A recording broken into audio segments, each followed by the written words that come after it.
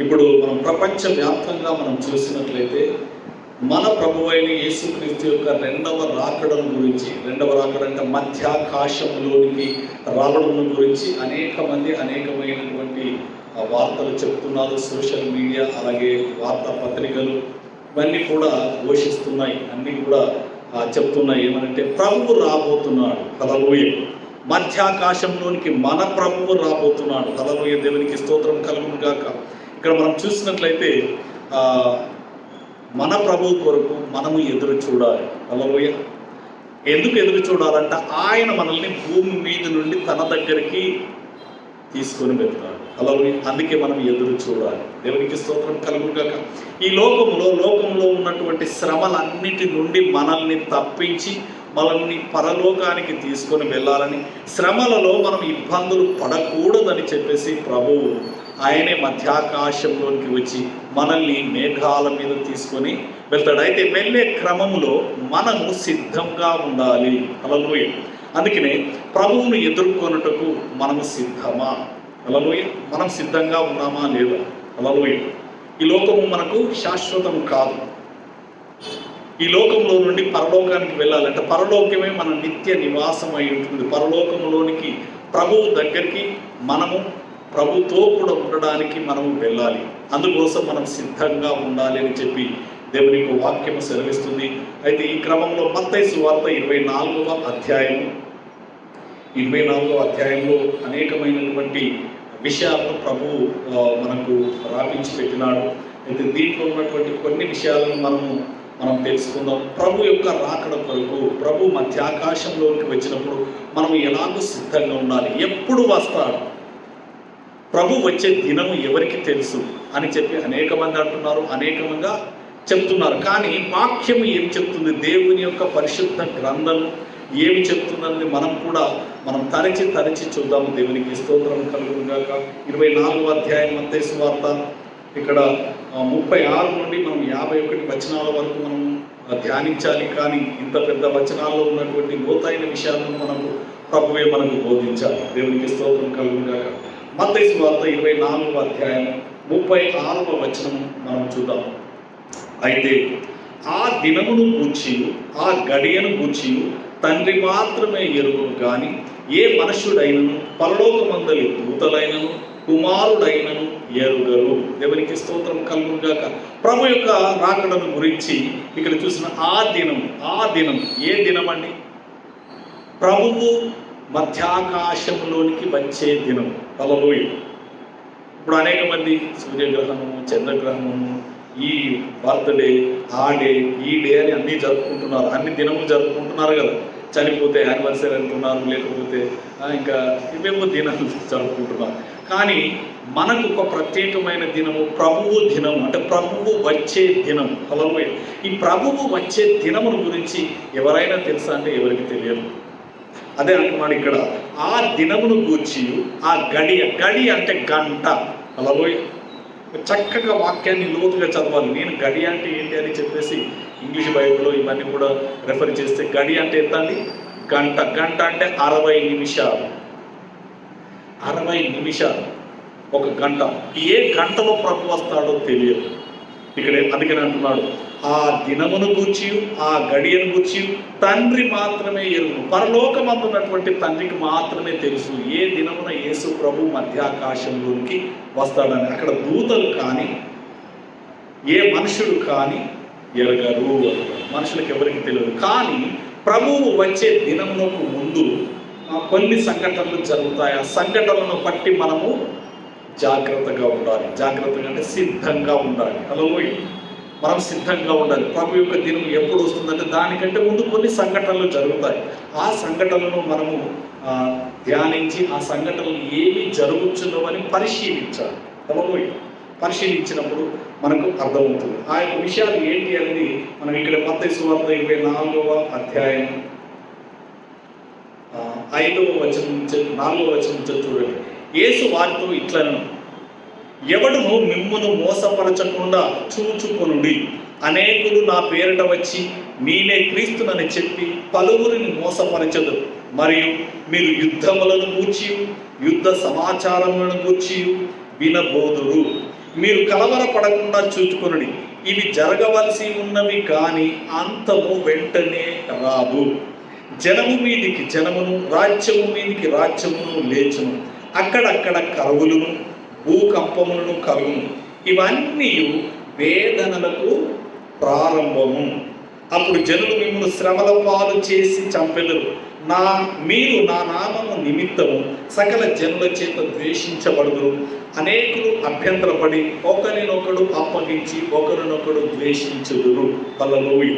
ఇలాంటి సంఘటనలు జరుగుతాయి. హల్లెలూయా. జనము మీదికి జనము లేస్తున్నారు.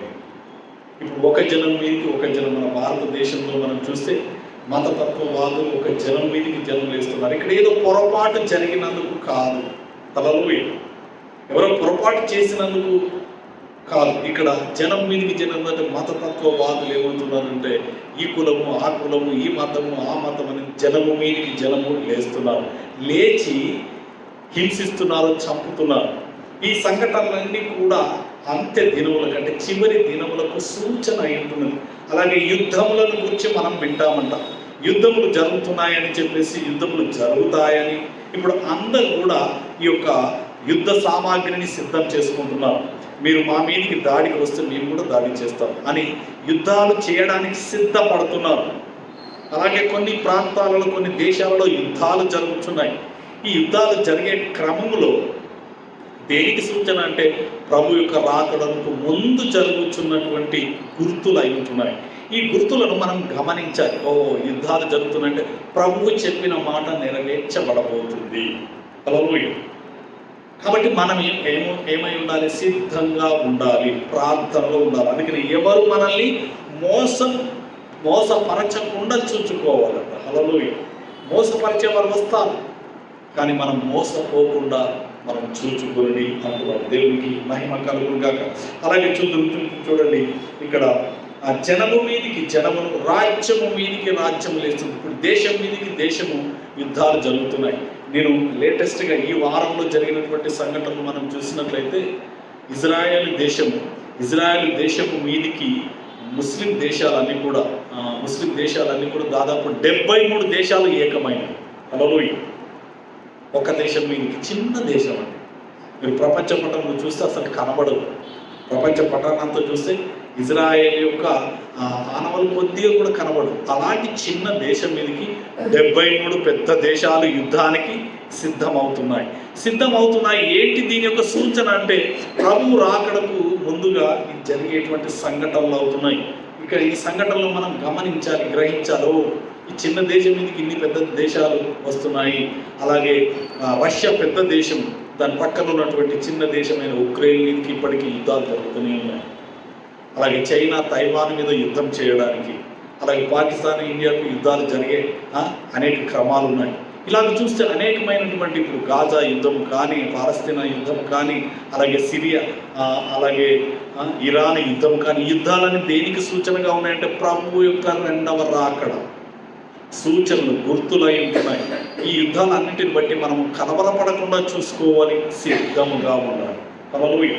మనము సిద్ధంగా ఉండాలి. ఎందుకు సిద్ధంగా ఉండాలంటే ఆ యొక్క భయంకరమైన పరిస్థితులలో నుండి మనల్ని ప్రభు తప్పించడానికి సిద్ధంగా. హల్లెలూయా. దేవునికి స్తోత్రం కలుగును గాక. కాబట్టి మనం సిద్ధంగా ఉండాలి అని చెప్పేసి దేవుడు తెలియజేస్తున్నాడు. దేవునికి మహిమ కలుగును గాక. ఇక్కడికి రండి. ఇప్పుడు 36వ వచనం. ఆ గడియను గూర్చియు ఆ దినమును గూర్చియు తండ్రి మాత్రం ఎరుగును కానీ ఏ మనుషుడైనను, దూతలైనను, కుమారుడైనను ఎరుగరు. ఈ 37వ వచనం.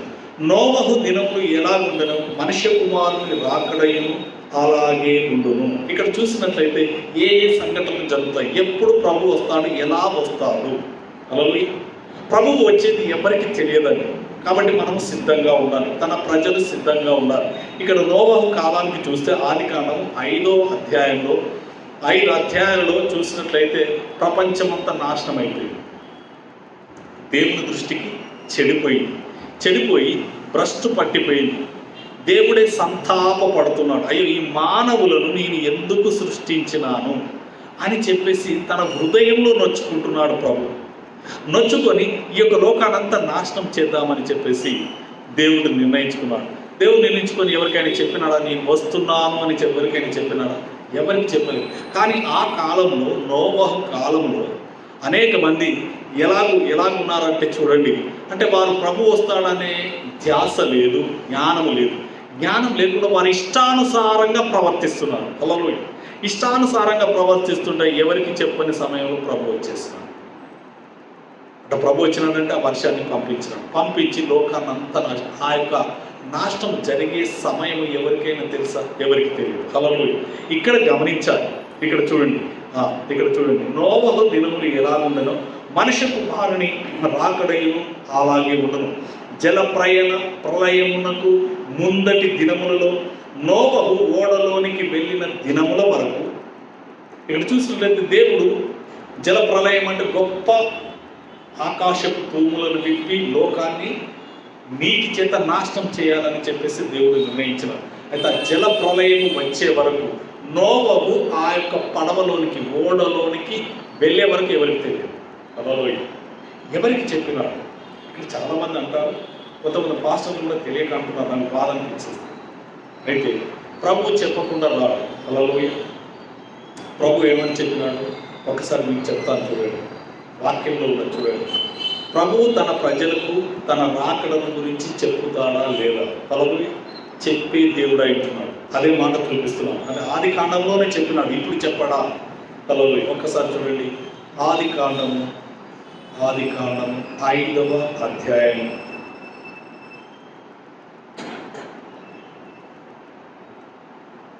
6వ అధ్యాయం 18వ వచనం. 6:18 నేను చదువుతున్నాను, చూడు. అయితే నీతో నా నిబంధన స్థిరపరచుదును, నీవును నీతో కూడా నీ కుమారులను, నీ భార్యయు, నీ కోడలను ఆ ఓడలో ప్రవేశింపవలెను. హల్లెలూయా. దేవుడు మాట్లాడుతున్నాడా లేదు? నీ లోకాన్ని నాశనం చేయబోతున్నాను, ఎవరెవరు వెళ్ళాలంట? దేవునికి స్తోత్రం కదా. నీతో నా నిబంధన అంటే దేవుని యొక్క నిబంధనను ఒట్టు పెట్టుకుంటున్నాడండి దేవుడే. హల్లెలూయా. మనం పెట్టుకుంటాం, ఆ ఒట్టు ఎటో పోతుంది. కానీ దేవుడు మానవుడైనటువంటి నోవహుతో ఒట్టు పెట్టుకుంటుంది. నీతో నా నిబంధన, నా ఒడంబడికను, నా యొక్క వాగ్దానాన్ని స్థిరపరుస్తాను. అయితే నీవును నీతో కూడా నీ కుమారులు, నీతో పాటు నీ కుమారులు, నీ భార్యలు, నీ కోడలను ఆ ఓడలో ప్రవేశింపవలను. హల్లెలూయా. దేవునికి స్తోత్రం. నాకు చాలా సంతోషం కలిగించే మాట ఇది. దేవునికి స్తోత్రం కలిగిన అందరూ అంటారు, దేవుని నమ్ముకున్నావా? బాప్తిసం పొందినావా? బాప్తిసం పొందినావా? చర్చికి వెళ్తున్నావా? బల్ల తీసుకుంటున్నావా? వాక్యం చదువుతున్నావా? ప్రార్థన చేస్తున్నావా? ఇవన్నీ అడుగుతారు. హల్లెలూయా. మీకు ఇక్కడ సీక్రెట్ చూపిస్తాను. హల్లెలూయా. దేవునికి స్తోత్రం కలిగి. అయితే ఈ నోవహు కుటుంబాన్నంతా కూడా దేవుడు పడవలోకి నడిపిస్తున్నాడు. కుటుంబాన్ని ఇక్కడ జాగ్రత్తగా గమనించారు. ఇక్కడ నీవును నీతో కూడా నీ కుమారులు, నీ భార్య, నీ కోడలు ఆ ఓడలో ప్రవేశింపవలెను. అందరికి చెప్తున్నాడు కదా. కొడుకులకు చెప్తున్నాడు, కోడలకు చెప్తున్నాడు, కుమారులకు చెప్తున్నాడు, భార్య కూడా చెప్తున్నాడు. అంటే కుటుంబాలంతా కూడా ఓడలోనికి నడిపిస్తున్నాడు. అయితే ఇక్కడ కుటుంబం అంతా నీతిమంతులా? ఒక్కసారి చూద్దాం. ఇదే 6వ అధ్యాయం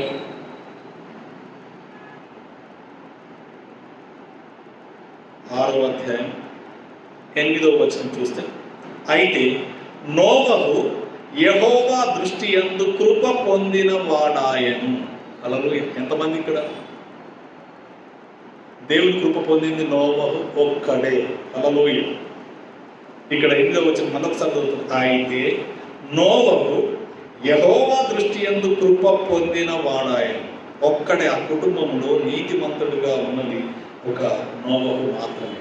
కానీ ఒక్క నీతిమంతుని ప్రార్థన నీతిమంతుని కుటుంబాలంతా రక్షిస్తుంది. హల్లెలూయా. హల్లెలూయా. ఎందుకంటే దేవుడు, మన దేవుడు కుటుంబాలకు దేవుడు. Hallelujah. Is the father of families. కుటుంబాలను ఏర్పరిచే దేవుడు. కుటుంబాన్ని నాశనం చేసే దేవుడు కదా. అరే నువ్వు ఒక్కరివే నీతిమంతులు కదా, నువ్వే రా అని చెప్పేసారు. హల్లెలూయా. ఇక్కడ ఏమంటున్నాడు? నీవు, నీ భార్య, నీ కుమారు, నీ కోడలను కూడా తీసుకొని ఓడలోకి రా. దేవునికి స్తోత్రం కలుగుగా. దేవుడు మాట్లాడుతున్నాడా లేదా? కుటుంబంలో ఒక్క వ్యక్తి నీతిమంతుడుగా ఉంటే ఆ నీతిమంతుని ప్రార్థన ఆ కుటుంబాన్ని అంతా రక్షిస్తుంది. హల్లెలూయా దేవునికి మహిమ. ఈ మాట అందరూ అంగీకరించరు. క్రైస్తవ లోకంలో చాలా మంది అలాగే అంటారు, కానీ ఇది దేవుని మాట, నా మాట కాదు. ఇది ఎప్పుడు ఆది కాండంలోనే 6వ అధ్యాయంలోనే దేవుని యొక్క అద్భుతమైనటువంటి సంకల్పం ఇది. అలాగే నేను చెప్పుకోకపోతే చాలా మంది ఉన్నారు. రాహబు ఒక్కతే, ఆమె వేశ్య, కానీ ఆమె దేవుని యొక్క కృపను పొంది ఆ దేవుని యొక్క సేవకులకు సహాయం చేస్తే నీవు, నీ కుటుంబం, నీతో పాటు ఉన్న వారందరూ కూడా ఆ గృహాలకి రండి అని చెప్పేసి అంటారు. హల్లెలూయా. ఆ మాట కూడా చూపిస్తాను ఒకసారి. హల్లెలూయా. యెహోషువ గ్రంథం, మీరు బైబిల్ తెరిచి చూడండి, నేను చెప్పేది నిజమా కాదా అనేది. హల్లెలూయా. దేవునికి స్తోత్రము కలుగును గాక. ఎరుకో కోట గోడలు కూలినప్పుడు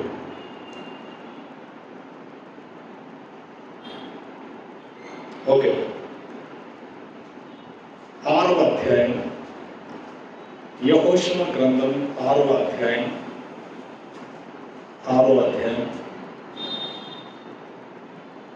17వ వచనం మొదలు చదువుతాం. 17. ఈ పట్టణము మీకు అప్పగించున్నాను, ఈ పట్టణమును దీనిలోనున్నది యావత్తును యెహోవా వలన శపింపబడెను. పట్టణం అంటే ఒక సిటీ మొత్తం కూడా దేవుని చేత శపింపబడెను. రాహబు అను వేశ్య మనము పంపిన దూతలను దాచిపెట్టెను గనుక ఆమె ఇంట ఉన్న వారందరూ మాత్రమే బతుకుదురు. హల్లెలూయా.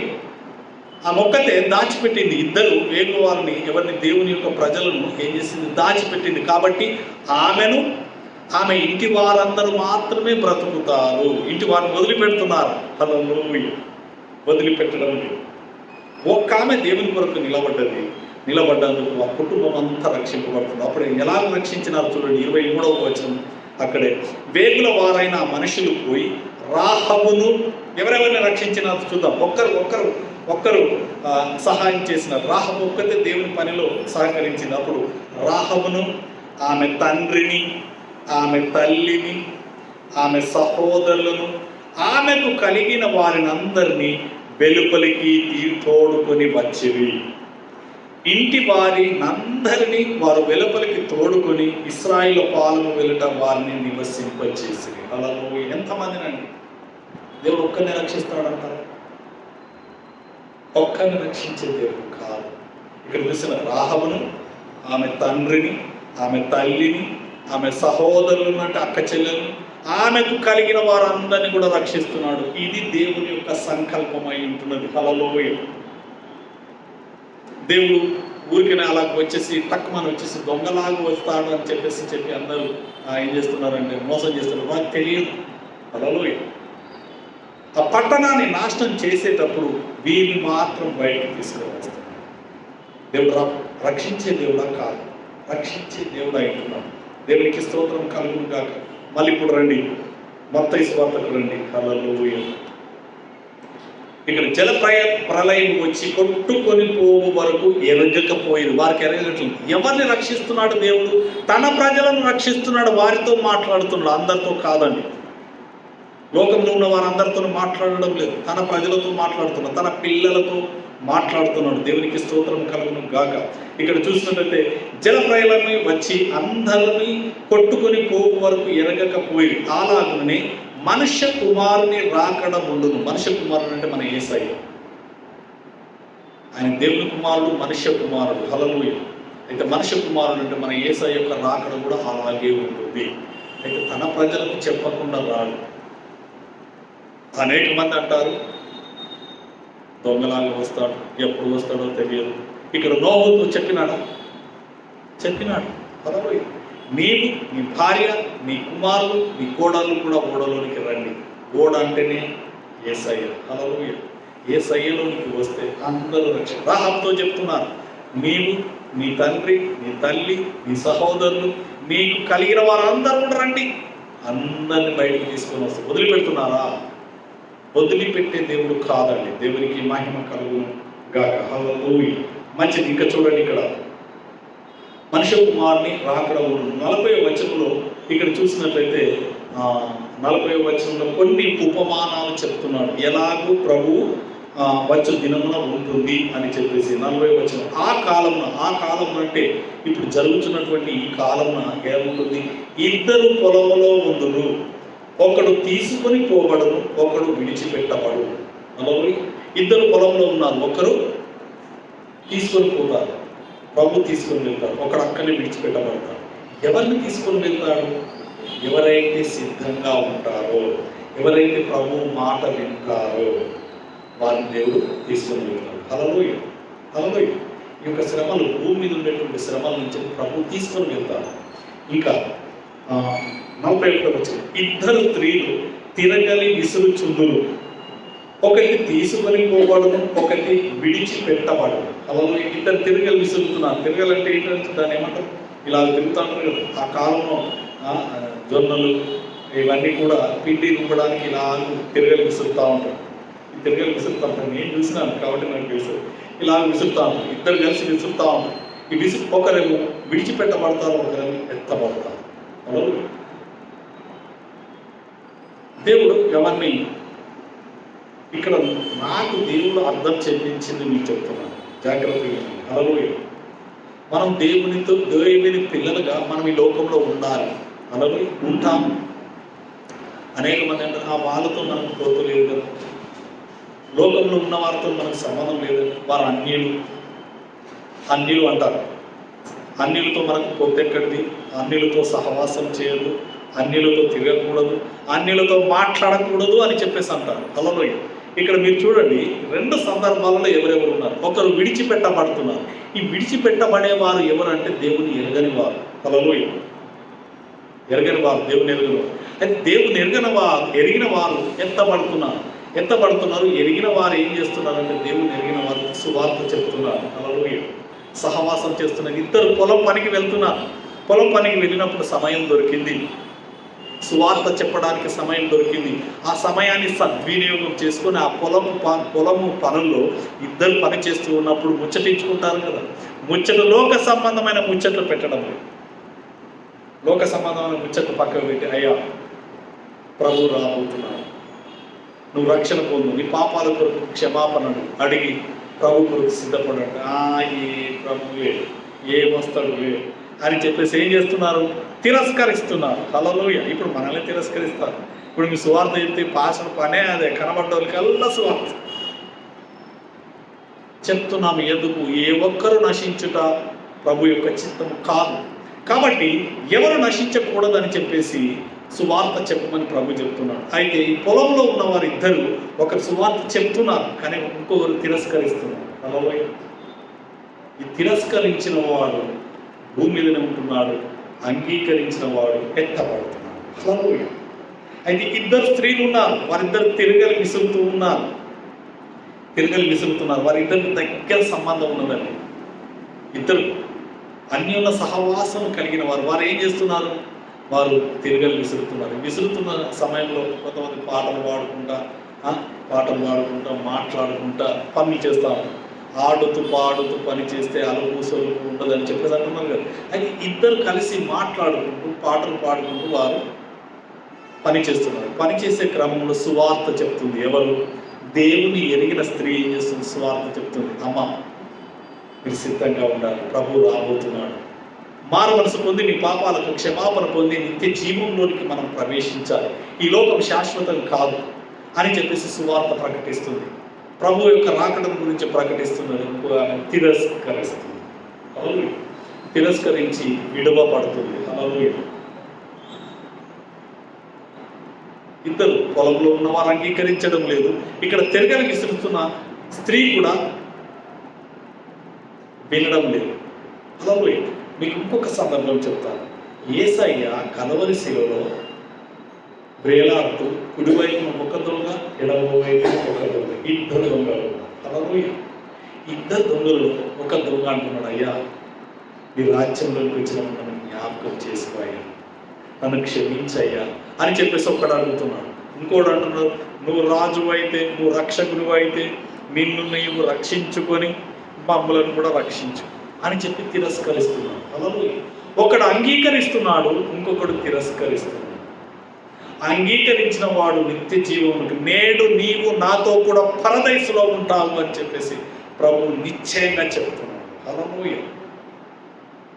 నాతో చెప్పినాడా? నీతో ఎందుకు చెప్పాడు? హల్లెలూయా. నువ్వు దేవుని కుమారుడు అయితే నీతో ఎందుకు చెప్పడు?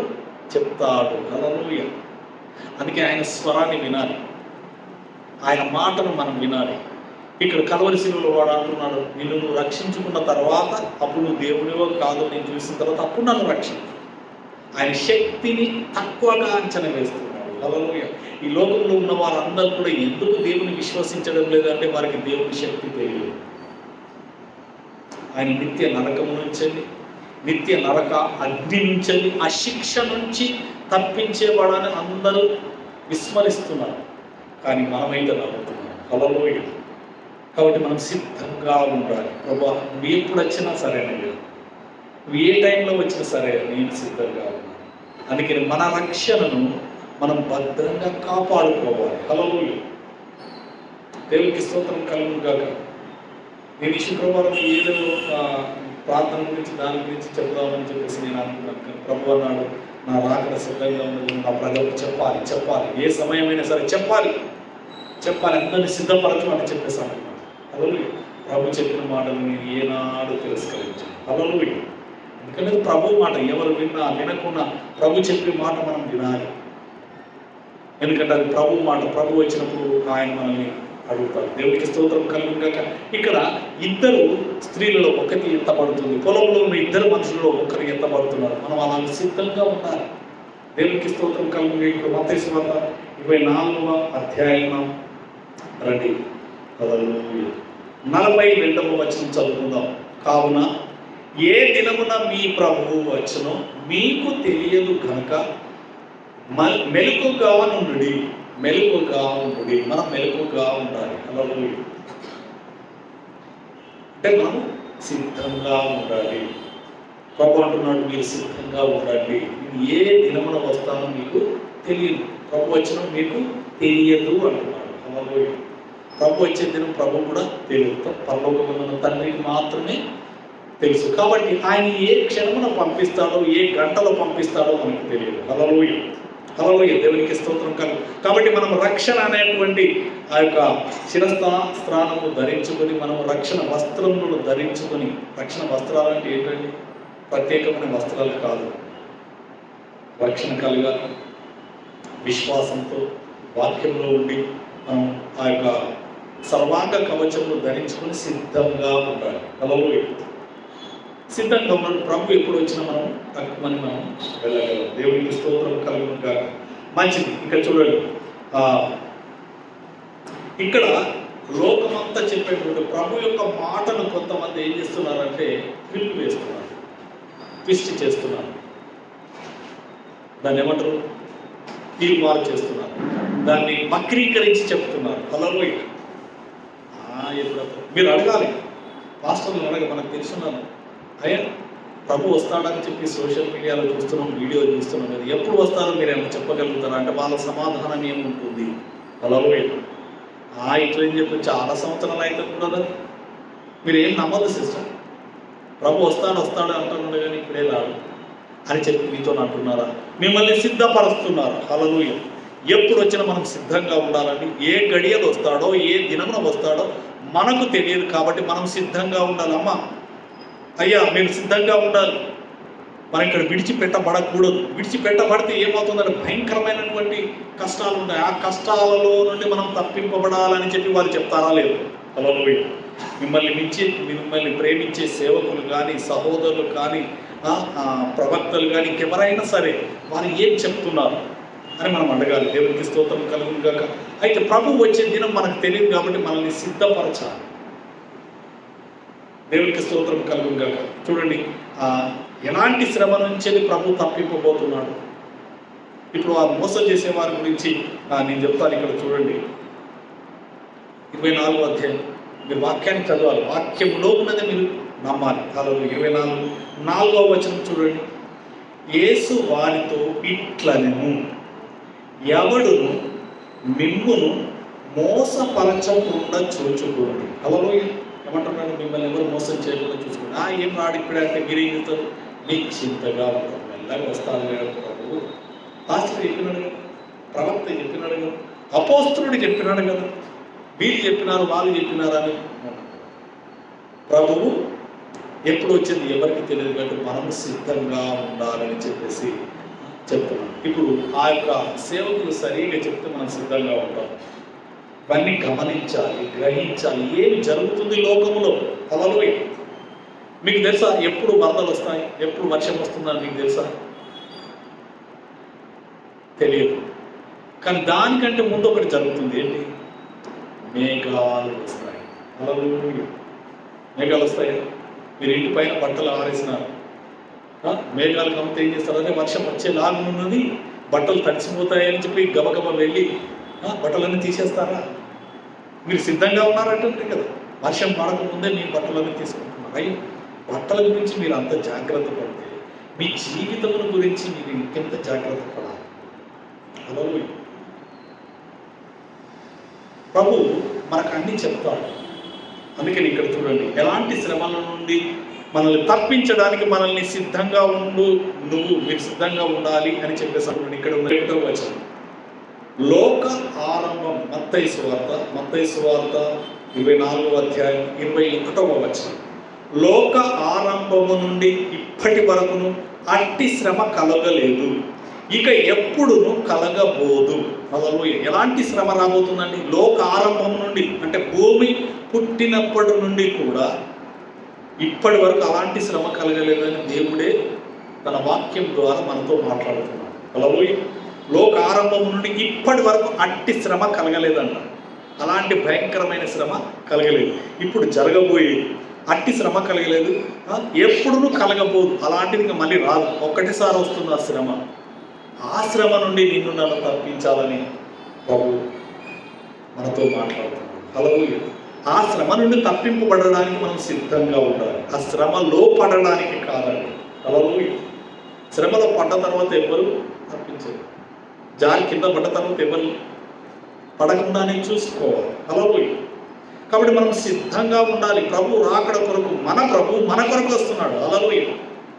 ఎందుకు వస్తున్నాడు? ఆయన మన కొరకు ప్రాణం పెట్టినాడు కాబట్టి, మనల్ని అంతగా ప్రేమించినాడు కాబట్టి, ప్రేమించిన నా బిడ్డ నా కుమారులు నశించిపోకుండా ఆ శ్రమలో నుండి తప్పించాలని వస్తున్నాడు. ఆయన రాకడ కొరకు మనం సిద్ధంగా ఉన్నామా? ఉంటే మనల్ని తీసుకొని వెళ్తాడు. ఎలా తీసుకొని వెళ్తాడు? మేఘాల మీద తీసుకొని వెళ్తాడు. హల్లెలూయా. కాబట్టి ఆ సమయం కొరకు మనం సిద్ధంగా ఉండాలి, ఎల్లప్పుడూ సిద్ధంగా ఉండాలి. హల్లెలూయా. సిద్ధంగా ఉండి, ప్రభు నువ్వు ఎప్పుడు వచ్చినా పర్వాలేదయ్యా అని చెప్పి సమయం దొరికితే ప్రభు రాకడ గురించి అనేక మంది చెప్పారు. అమ్మ అయ్యా, మారమనసు పొందండి, రక్షణ పొందండి, మీ పాపను వదిలిపెట్టి ప్రభు వైపు తిరగండి, మీరు క్షమాపణ పొంది పరలోకానికి నిత్య జీవానికి వెళ్ళండి. ఎందుకనంటే ఆ భయంకరమైన శ్రమ అంటే ఆ నరకంలోనికి వెళ్ళకుండా అనేక మందిని తప్పించాలి. హల్లెలూయా.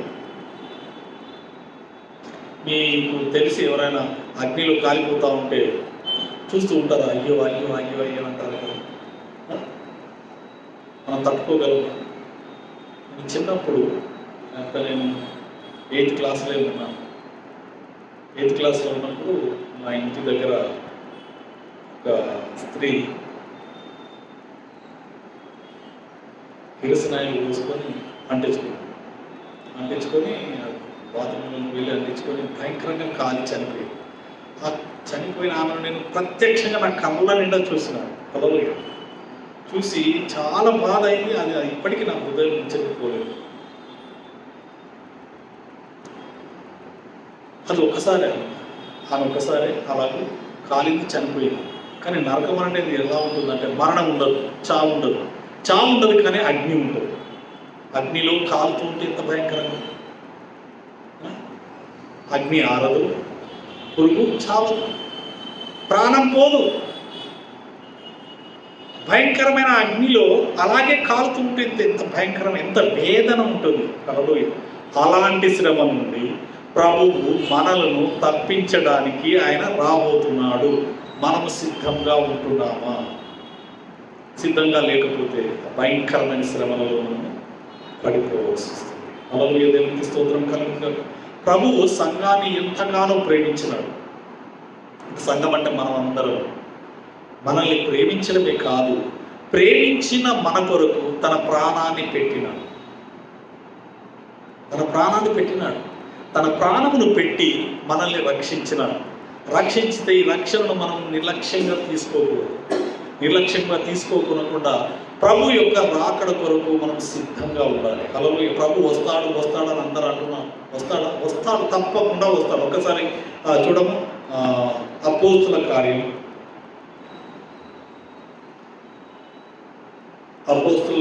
1వ అధ్యాయం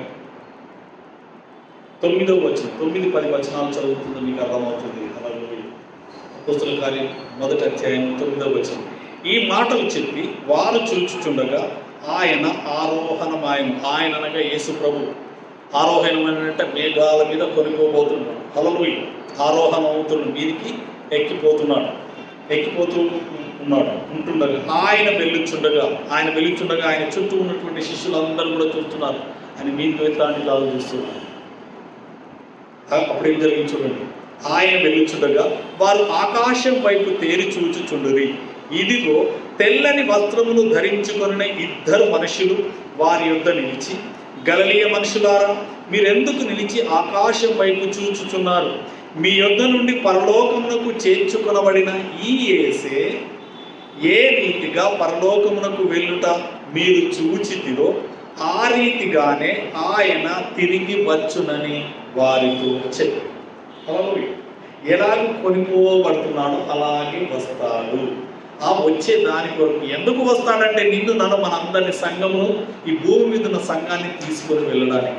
ఎందుకు సంఘాన్ని తీసుకొని వెళ్ళాలంటే ఈ సంఘమును అతడు ప్రేమిస్తున్నాడు గనుక. ప్రేమించే సంఘము శ్రమ పడుతూ ఉంటే చూస్తూ ఊరుకోకుండా ఆ శ్రమలలో నుండి తప్పించడానికి ప్రభు వస్తున్నాడు. వచ్చేటువంటి ఆ ప్రభు కొరకు మనం సిద్ధంగా ఉన్నామా? మనం సిద్ధపడాలి. హల్లెలూయా. దేవునికి స్తోత్రం కలుగును గాక. ఆయన తప్పకుండా వస్తాడు. అందుకనే ఆ గంట, ఆ గడియ ఏమై ఉన్నదని మనము జాగ్రత్తగా గమనిస్తూ ఉండాలి. దేవునికి స్తోత్రం కలుగును గాక. ఇప్పుడు మత్తయి సువార్త 24 రండి.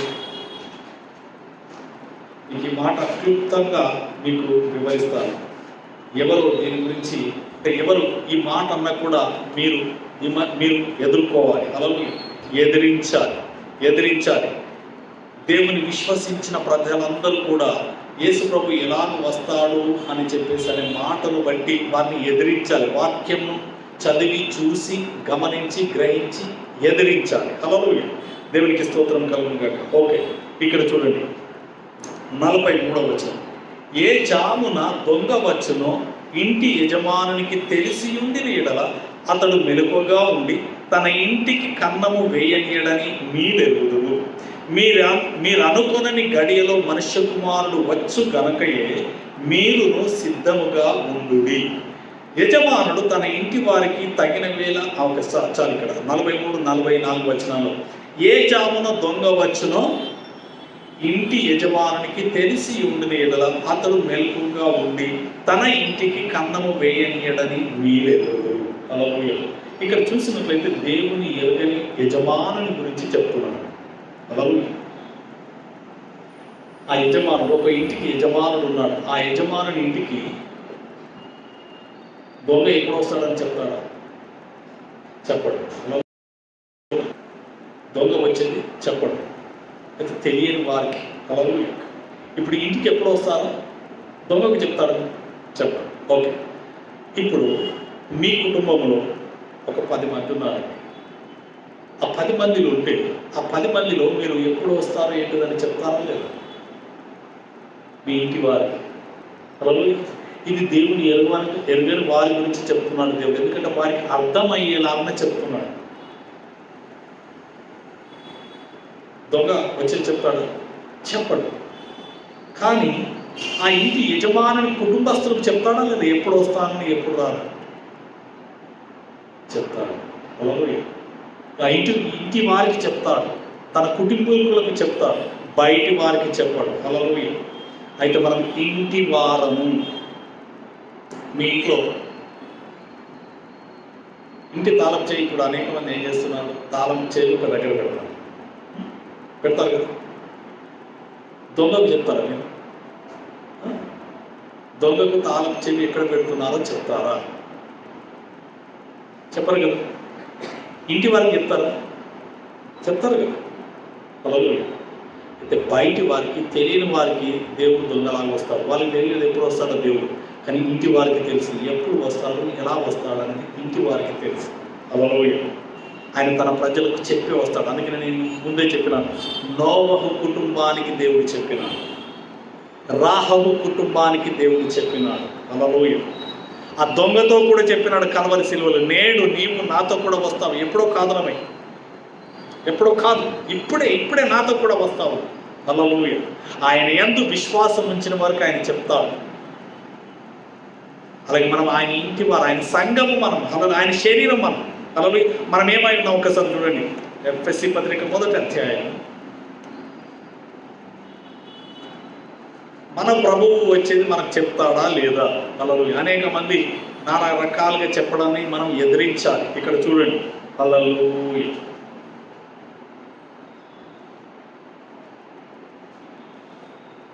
మొదటి అధ్యాయం 22వ వచనం. మరియు సమస్తమును ఆయన పాదముల క్రింద ఉంచి సమస్తము పైని ఆయనను సంఘమునకు శిరస్సుగా నియమించను. సంఘమునకు శిరస్సుగా ఎవరిని నియమించినాడు? ప్రభు. మనమందరం సంఘం. ఈ సంఘానికి శిరస్సు అంటే ఎవరు? క్రీస్తు. హల్లెలూయా. ప్రభు మనకు శిరస్సుగా ఉన్నాడు. హల్లెలూయా. ఈ మాట మీకు అర్థం.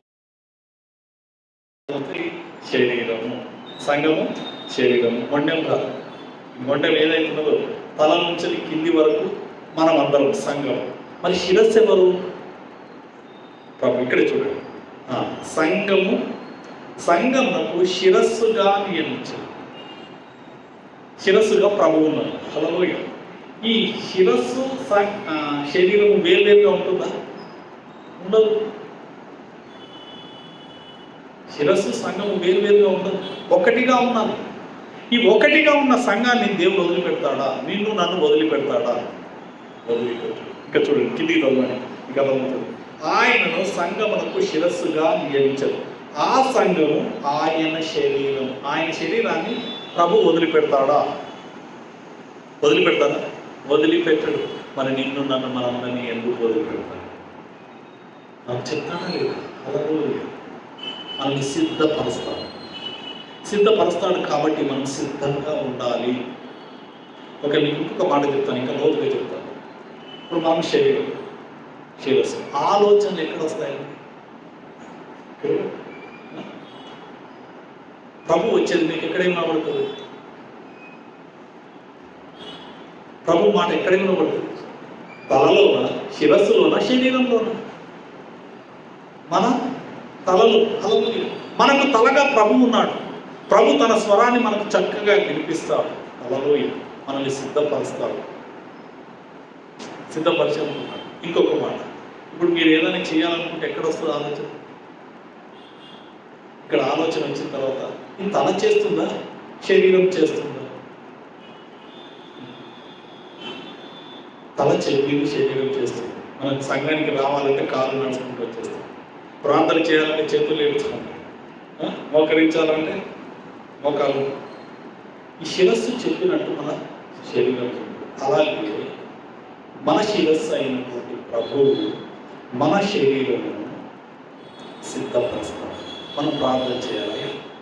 నా శరీరంలో, సంఘంలో ఎలాంటి కలతలు లేకుండా సహాయం దయచేసి నన్ను సిద్ధపరచేయ. నీ రాకడకు నన్ను సిద్ధపరచు. హల్లెలూయా. ఆయన రాకడ కొరకు ఈ శరీరాన్ని సిద్ధపరచు అని చెప్పేసి మనం ప్రార్థన చేయాలి. అలాగే అనేక మంది కొరకు ప్రార్థన చేయాలి. హల్లెలూయా. మనం ఒక్కరమే పరలోకానికి వెళ్ళడం కాదు. మనం ఒక్కరమే కాదు, పరలోకానికి అందరూ వెళ్ళాలని ప్రభు నిశ్చయించినాడు. ఆయన కోరిక. దేవుడు లోకమును ఎంతో ప్రేమించినాడు. నిన్ను నన్ను కాదు, లోకంలో ఉన్న ప్రతి ఒక్కరిని ప్రేమించినాడు. ప్రేమించి అందరి కొరకు ప్రాణం పెట్టినాడు, మన ఒక్కరి కొరకు కాదు. కాబట్టి మనం చెప్పాలి. మనకు సమయం దొరికినప్పుడల్లా మనకు అనుకూలంగా ఉన్న వారికి చెప్పాలి. అలాగే మన చుట్టూ ఉన్నవారికి, మన బంధువులకు, స్నేహితులకు, కుటుంబీకులకు, ఉద్యోగంలో, వ్యాపారంలో ప్రతిరోజు కలిసే దగ్గర వారికి చెప్పాలి. ప్రభు రాబోతున్నాడు, సిద్ధంగా ఉండండి. ప్రభు రాబోతున్నాడు, మీరు రక్షణ పొందాలి. మారు మనసు పొందండి, నిత్య జీవంలోకి రండి అని చెప్పేసి మనం చెప్పాలి. చెప్పడమే మన పని. వారు మారుతారా మారరా అనేది పక్కన పెట్టండి. అలాగే మీ మాట ఎంత శక్తివంతమైనది ఒక మాట చెప్పి నేను ముగిస్తాను. అలాగే మీరు ఒక మాట చెప్పినారు వాళ్ళకి, వాళ్ళు విన్నారు. విని అప్పుడు తిరస్కరించవచ్చు, కానీ ఆ మాట పనిచేస్తుంది. అలాగే పనిచేస్తుందా లేదా? ఇట్లయితే మీకు బాగా అర్థమవుతుంది. ఈ భాషలో చెప్తాను. ఇప్పుడు మిమ్మల్ని ఎవరైనా తిట్టినారు, తిడితే మర్చిపోతారా? అస్సలు మర్చిపో. అమ్మ నా జిందగీ ఎంత, నా జీవితం అంతా నిన్ను మర్చిపో, నువ్వు నన్ను ఇట్లా అంటావా అని చెప్పేసి మనం మర్చిపోతాం. ఆ మాట ఉంటుంది కదా. దేవుని మాట ఎందుకు ఉండదు? హల్లెలూయా. దేవుని మాట కూడా అలాగే పనిచేస్తుంది. అందుకని మన మాట చెప్పాలి. అందుకని ప్రభు అంటాడు మార్క్స్ వార్త 16:16, మీరు సర్వ లోకమునకు వెళ్ళి సర్వ సృష్టికి సువార్తను ప్రకటించండి. మంచి వార్తను, సువార్తను ప్రకటించండి. ప్రకటిస్తే వారు మారుతారో మారో మన ఇష్టం కాదు, దేవుని ఇష్టం. హల్లెలూయా. దేవుడు చూసుకుంటాడు. నువ్వు చెప్పడమే నీ పని, తర్వాత కార్యం జరిగించేది ఆయన పని. హల్లెలూయా. ఆయన లోపల పని చేస్తూ ఉంటాడు. పనిచేసి ఆ యొక్క విత్తనం పెరిగి పెద్దగా అయిపోతుంది. పెద్దగా అయిపోయి ఫలానా సిస్టర్ చెప్పింది, ఫలానా బ్రదర్ చేసినట్టు అని చెప్పినప్పుడు ప్రభు వైపు తిరుగుతారు. హల్లెలూయా. మన హృదయంత రంగంలో కార్యం చేసేది ప్రభువే. హల్లెలూయా. మన హృదయాన్ని మార్చేది, సిద్ధం చేసేది ఎవరు? ప్రభువే. కాబట్టి ఆ ప్రభువు యొక్క మాటను మనం చెప్పాలి, మనం ప్రకటించాలి. హల్లెలూయా. దేవునికి స్తోత్రం కలుగును గాక. ఇప్పుడు మత్తయి సువార్తకు రండి. హల్లెలూయా.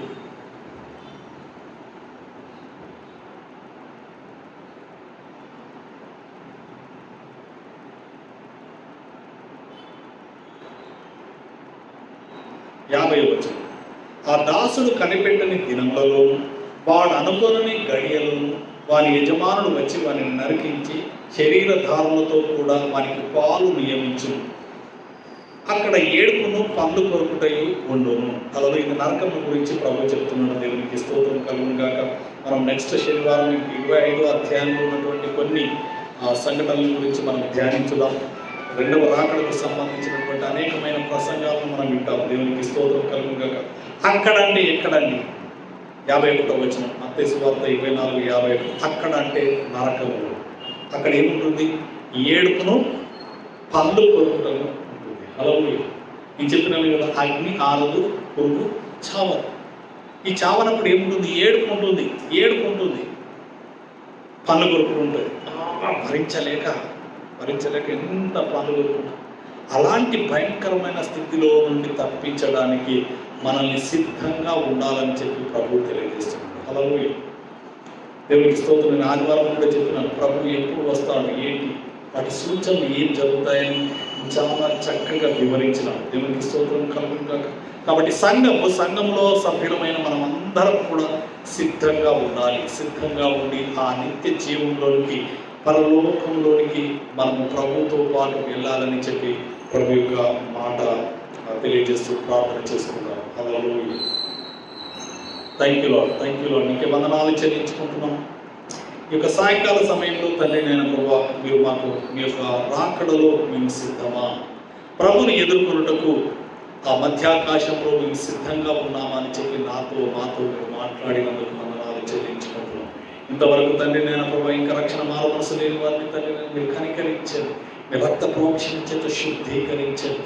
వారికి తండ్రి మీ మనస్సును దయచండి, మీ ఆత్మను కుమ్మరించి వారితో మాట్లాడి తండ్రి వారిని నిత్య జీవంలో వారసులుగా నడిపించండి. Thank you Lord. నీకే వందనాలు చెల్లించుకుని ఈ సందేశం విన్న మా ప్రియులను ఆన్లైన్లో ఆఫ్లైన్లో ఎవరు ఎప్పుడు ఎక్కడ ఈ సందేశం విన్నా, ఈ సందేశంను బట్టి వారు మారు మనసు పొంది నిత్య జీవంలోనికి ప్రవేశించే కృపను అనుగ్రహించుమని సమస్త ఘనత మహిమ ప్రభావం మీకే చెల్లించుకుంటూ తండ్రి నేను ఈ సందేశం ద్వారా అనేక మందిని నిత్య జీవంలోనికి నడిపించమని మీరే మహిమ పొందుమని సమస్త ఘనత మీకే చెల్లించుకుంటూ యేసు నామమున ప్రార్థిస్తున్నాము తండ్రి. ఆమేన్. God bless you. దేవుడు సమృద్ధిగా దీవించును గాక.